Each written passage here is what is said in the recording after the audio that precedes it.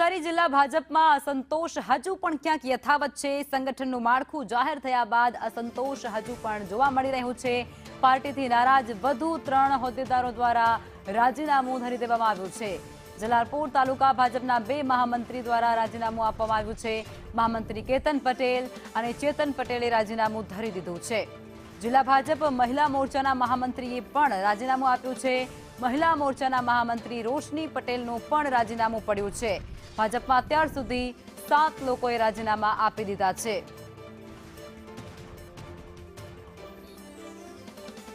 તો ભાજપમાં અત્યાર સુધીમાં 7 જેટલા રાજીનામા પડી ચૂક્યા છે। નવસારી જિલ્લા ભાજપમાં અત્યારે અસંતોષ વ્યાપી રહ્યો હોય તેવું લાગે છે। સંગઠનનું માળખું જાહેર થયા બાદ અસંતોષની લાગણી જે હજુ પણ ત્યાંના કાર્યકર્તાઓમાં અને હોદ્દેદારોમાં પ્રવર્તી રહી છે અને તેને જ અનુસંધાને અત્યાર સુધીમાં કુલ 7 જેટલા રાજીનામા પડી ચૂક્યા છે। મહામંત્રી કેતન પટેલ અને ચેતન પટેલે રાજીનામું આપી દીધું છે। મહિલા મોરચાના મહામંત્રીએ પણ રાજીનામું આપ્યું છે।